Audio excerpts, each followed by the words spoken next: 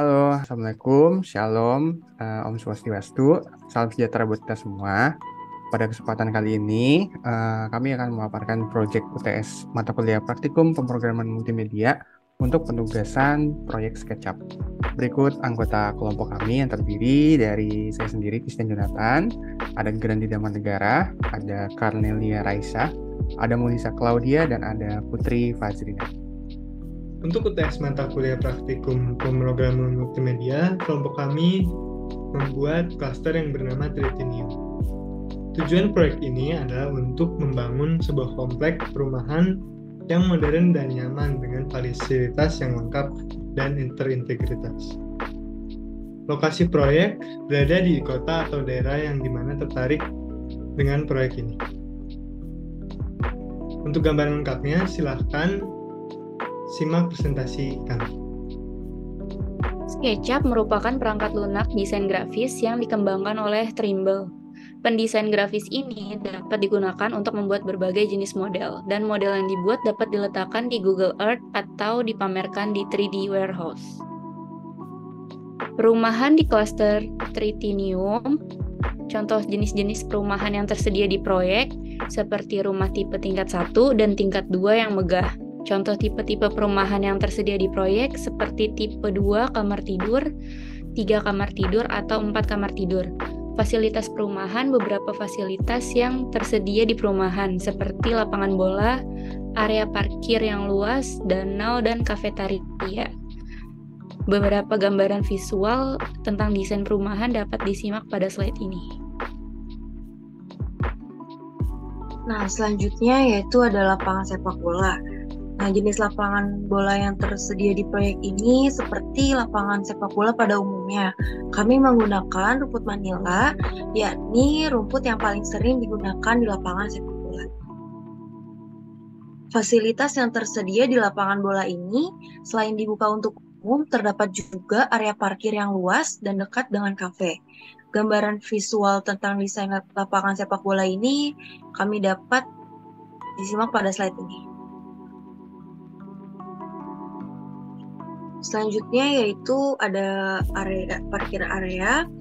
Nah, lokasi di area parkir ini yang sangat strategis dan berlokasi di sekitar fasilitas umum. Kapasitas area parkir ini sangat besar, dapat menampung mobil dan motor lebih dari 20 kendaraan. Beberapa fasilitas yang tersedia di area parkir ini mulai dari area parkir, penjagaan, dan sistem pintu parkir otomatis. Nah, beberapa gambar visual tentang desain area parkir dapat disimak pada slide parkir area. Selanjutnya terdapat kafe. Kafe berada di dekat dengan danau yang sehingga memiliki suasana yang nyaman dan berinteraksi. Cocok juga untuk penghuni rumah yang ingin bertemu teman atau meeting dengan orang kantor. Beberapa fasilitas yang tersedia di kafe adalah area indoor, outdoor, menu makanan dan minuman, dan akses Wi-Fi. Ini berikut adalah gambaran kafe. Selanjutnya kami juga mempunyai danau. Danau ini memiliki ukuran yang cukup luas dan dengan kedalaman yang sedang. Daerah pinggiran danau sangat cocok untuk dijadikan area piknik. Dan ini adalah contoh dari gambar yang danau yang kami buat. Baik, selanjutnya di sini ada jembatan kendaraan di area klaster Tritinium. Lokasi jembatan berada di samping daerah penghijauan dan juga di samping sekitaran daerah danau. Fungsi jembatan untuk menghubungkan dua area terpisah atau sebagai akses kendaraan ke fasilitas tertentu. Nah, desainnya jembatan yang unik dan menarik didesain dengan bentuk dan warna yang mencolok. Beberapa gambaran visual tentang desain jembatan kendaraan dapat disimak pada slide ini. Untuk selanjutnya di sini ada hutan atau daerah hijau di area klaster Tritinium ya. Jumlah pohon yang ditanam diusahakan sebanyak mungkin dan sepadat mungkin. Fungsi hutan atau pohonan daerah hijau itu untuk menyegarkan kondisi udara di sekitaran perumahan gitu ya, karena penting banget ya untuk memiliki pohon-pohon di sekitar rumah supaya rumahnya tidak gersang. Lanjut, dan gambaran visual tentang desain daerah hijau dapat disimak slide ini. Selanjutnya adalah SketchUp Design Breakdown. Pada bagian atau job desk yang saya ambil, pertama saya membuat satu rumah dengan 2 lantai dengan desain di lantai 1 bagian luarnya terdapat pagar, rumput, tiang penyangga, serta pintu dan jendela. Pada bagian 2 terdapat jendela berbentuk lingkaran dan persegi panjang dilengkapi pintu yang mengarah ke balkon yang disertai batas atau pagar. Pada bagian atap standar berbentuk segitiga, semua elemen di rumah ini dibuat dengan tools shapes baik persegi panjang dan lingkaran yang dikombinasikan dengan lines untuk membentuk dan membuat pola yang diinginkan. Serta tak lupa saya tambahkan paint bucket, tools paint bucket untuk memberikan tekstur dan warna sesuai selera yang diinginkan. Selanjutnya ada danau juga yang saya buat. Untuk danau saya membuat menggunakan line freehand dan didorong ke bawah di bagian danau ya, di pull down lebih tepatnya, sehingga membentuk kedalaman. Lalu tidak lupa diberi paint bucket dengan tekstur water. Begitu pula di pinggirannya saya berikan line freehand. Untuk batunya sendiri yang ada di tengah-tengah danau ini saya buat juga menggunakan line freehand menjadi beberapa bagian, lalu saya pull up ke arah atas supaya membentuk 3D berbentuk asli. Untuk pohon-pohon sendiri di sekitaran danau ini diambil dari 3D warehouse. Selanjutnya untuk jembatan saya buat pada project sebelumnya, ya pada project kedua dari Pak Ade, yang berfokus dengan menggunakan shapes persegi dan persegi panjang dari mulai lantainya. Ya, di sini ada beberapa persegi panjang yang diduplikat, di copy paste, dan juga ada tangga yang dibuat persegi panjang juga lalu di pull up. Selanjutnya ada topangan dari jembatan ini yang berada di bawah beberapa bagian di kaki-kaki jembatan ini, lalu ada juga pegangan tangganya yang dibuat dan dikombinasikan menjadi bentuk jembatan pastinya. Nah, untuk kursi dan meja yang dibuat di sini dibuat dari project dan laporan awal yang diminta oleh Pak Ade juga. Ada beberapa kursi, ada beberapa meja. Di sini menggunakan tools dari shapes square, dan juga shapes circle yang dengan tools pull up juga tentunya. Lalu untuk payungnya juga dengan menggunakan tools pull up. Untuk kafeteria sendiri, di sini uniknya diambil dari rumah teman saya itu Cornelia. Diambil maksudnya adalah ya diduplicate, ya, yang saya scale menjadi ukuran yang lebih kecil.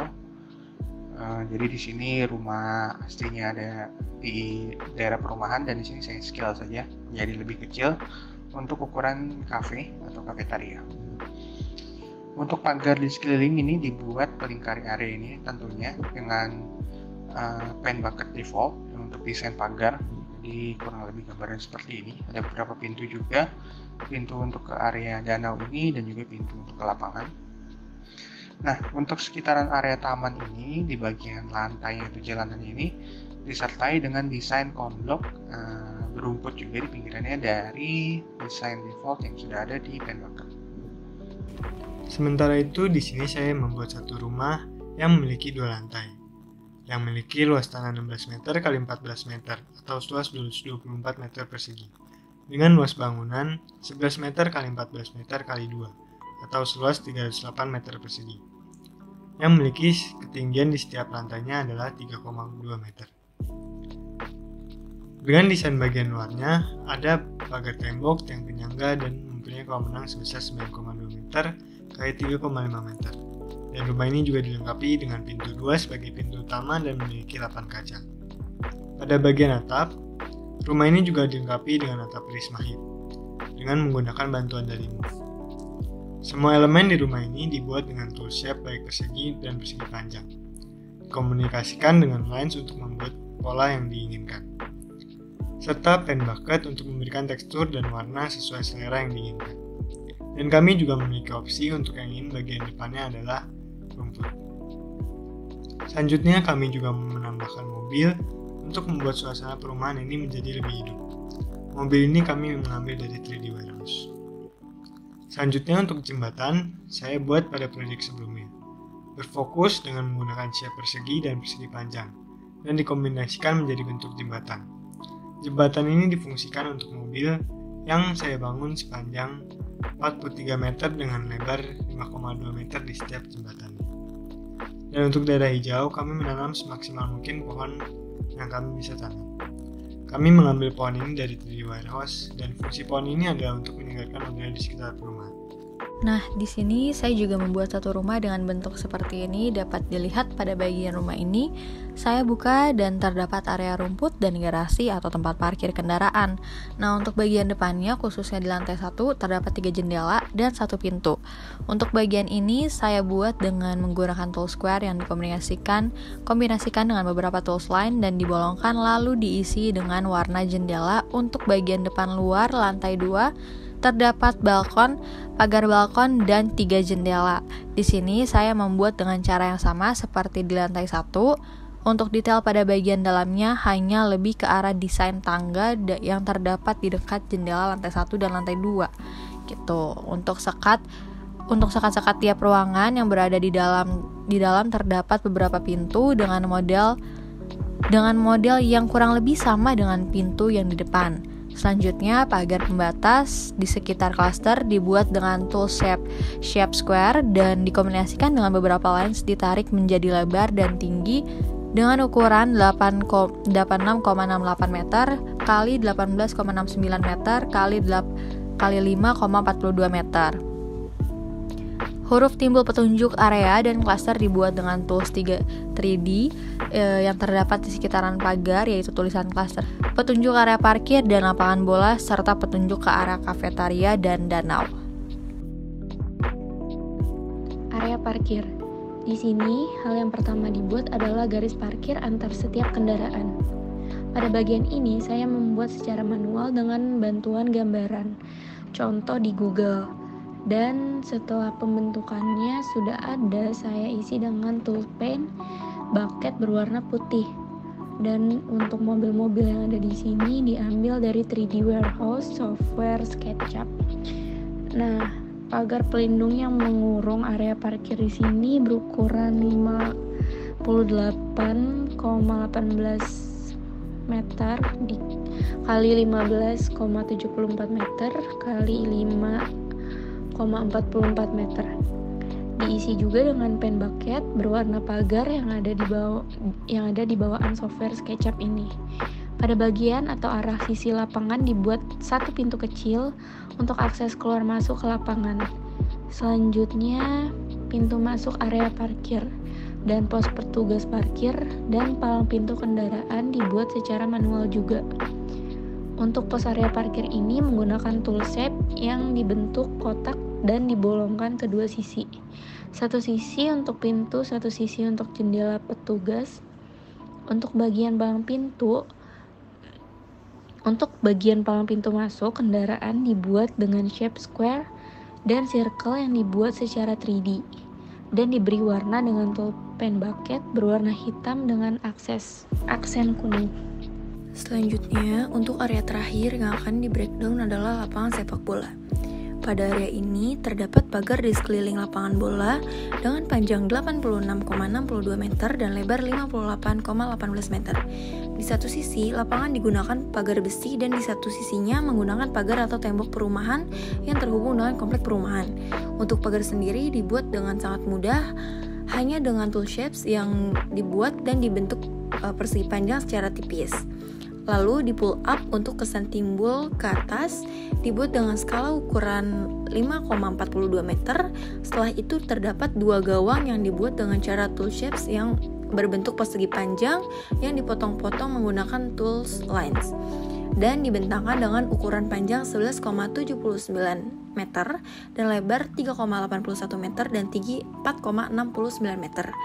Agar memiliki ukuran yang sama dan seimbang, saya hanya aplikasikannya menjadi dua bagian. Satu bola yang dibuat di sini diambil dari tugas pada pertemuan awal yang diminta membuat satu bidang bola Untuk ukurannya, saya menyesuaikan dengan ukuran lapangan dengan tool scale. Bagian selanjutnya terdapat satu kalimat tentang menjaga kesehatan yang terpampang dan timbul di tembok. Bertuliskan, "The best investment you make is your own health." Yang artinya investasi terbaik yang kau buat adalah kesehatanmu sendiri. Bagian terakhir di area lapangan sepak bola adalah garis lapangan dan tanah. Untuk bagian ini saya menggunakan tools lines dan dikombinasikan dengan tools paint bucket dengan warna hijau muda dan tua dan coklat agar terlihat dan terkesan lebih menarik. Sekian dari kelompok kami, kurang lebihnya mohon maaf, kami mengucapkan terima kasih dan kami pamit undur diri. Selamat pagi, malam.